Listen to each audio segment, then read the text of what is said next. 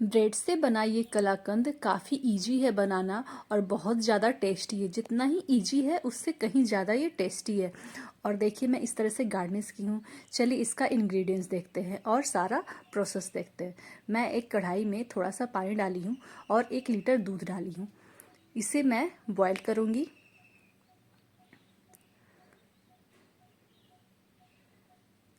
जब ये बॉयल होने लगेगा उसके बाद मैं इसमें केसर के धागे डाल दूंगी।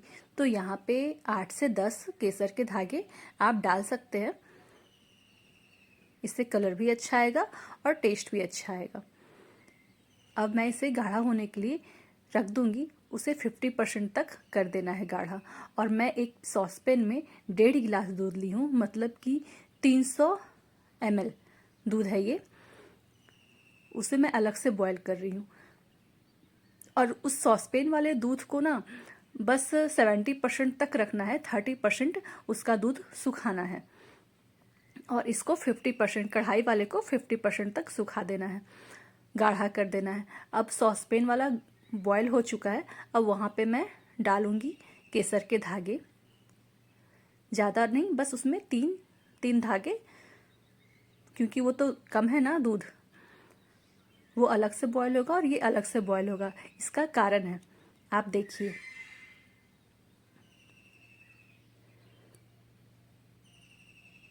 बीच बीच में इसे चलाते रहना है और गाढ़ा होने के लिए छोड़ देना है।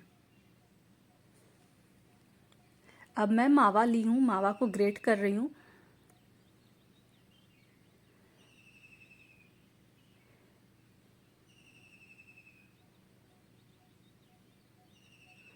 बीच में दूध को भी चलाते रहेंगे और मावा भी ग्रेट कर लेंगे।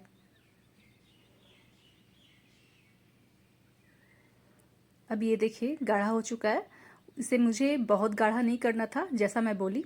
अब यहाँ पे बस 1 टीएसपी चीनी और 1/2 टीएसपी इलायची पाउडर मैं डाली हूँ। और बस इसका फ्लेम बंद कर देंगे। एक बार बॉयल हो गया, चीनी डालने के बाद एक बार बॉयल कर देना है, उसके बाद फ्लेम बंद कर देना है। अब ये भी देखिए गाढ़ा हो चुका है। अब यहाँ पे चीनी डालेंगे 1.5 टेबल स्पून और मावा 2 टेबल स्पून। मावा नहीं भी डालेंगे यहाँ पे तो चलेगा, लेकिन और ज़्यादा अच्छा बनने के लिए मैं यहाँ पे 2 टेबल स्पून मावा भी ऐड कर दी हूँ।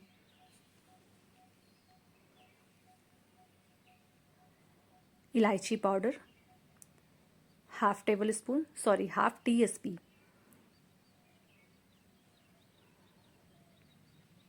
अब वो भी रेडी हो गया।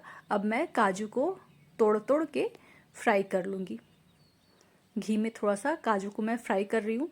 ऐसे तो बिना फ्राई किए हुए रख सकते थे, लेकिन थोड़ा सा फ्राई किया हुआ काजू ना ज़्यादा अच्छा क्रंची सा टेस्ट आता है।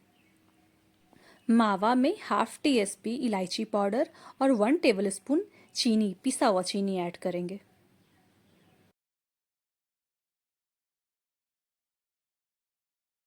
तो अभी तक मैं 3 टेबल स्पून टोटल चीनी यूज की हूँ।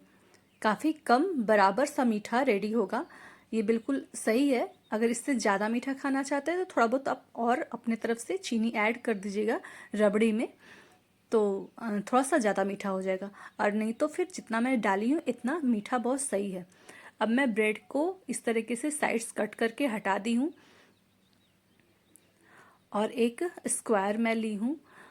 उसके बाद उसके ऊपर ब्रेड को सेट कर देंगे।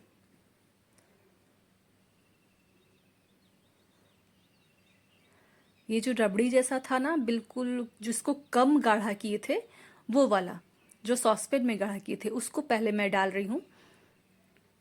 उसको कम इसलिए गाढ़ा की थी ताकि वो अच्छी तरीके से ब्रेड में सोक हो जाए। अब यहाँ पे मावा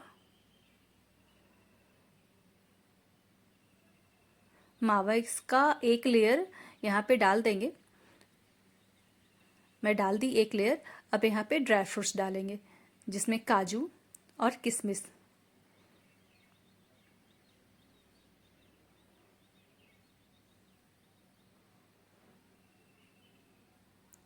किशमिश डालेंगे।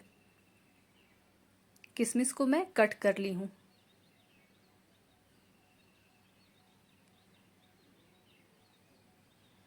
अब ये हो गया।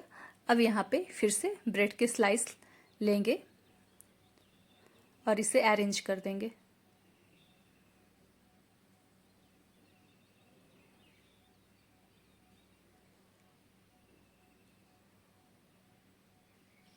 इस तरह से कट करके इसे भी सेट कर देंगे।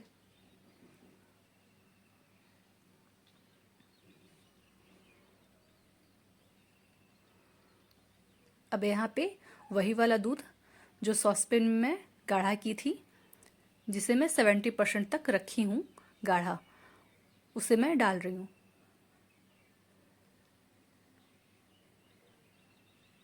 अब यहाँ पे जो मैं कढ़ाई में गाढ़ा की थी दूध, वो वाला है जिसमें मैं मावा मिक्स की थी, उसे मैं इस तरीके से ऊपर से डालूंगी।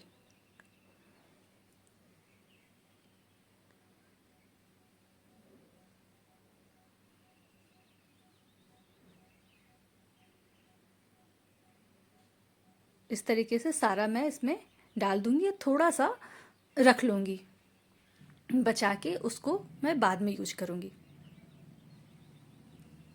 अब मैं इतना रखी हूँ बचा के। और ऊपर से पिस्ता से गार्निश करेंगे।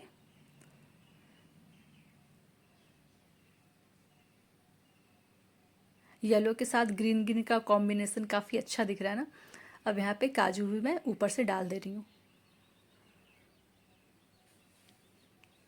अब इसे फ्रिज में रख देंगे हाफ एन आवर के लिए या 1 आवर के लिए, जैसा आपके पास टाइम है। फ्रिज में रख देंगे, उसके बाद इसे निकालेंगे। काफ़ी अच्छा दिख रहा है ना। अब मैं इसे फ्रिज से निकाल ली हूँ। इस तरीके से कट करेंगे। इसे ब्रेड का कलाकंद भी बोल सकते हैं, ब्रेड की मिठाई बोल सकते हैं। आपको जैसा पसंद है बोलना, आप बोल सकते हैं। इसे कट करने के बाद इस तरीके से सर्व करेंगे। काफ़ी सॉफ्ट बनता है, बिल्कुल माउथ मेल्टिंग बनता है ये, और इतना टेस्टी लगता है खाने में और झटपट बन जाता है। अब इस तरीके से रबड़ी को साइड साइड से डाल देंगे सब सर्व करने के टाइम पे। देखिए रेडी है सर्व करने के लिए। कोई गेस्ट आया तो आप फटाफट बना सकते हैं और ख़ुद भी खा सकते हैं बना के, जब भी आपको मन करे खाने का। काफ़ी इजी है बनाना। Thank you for watching.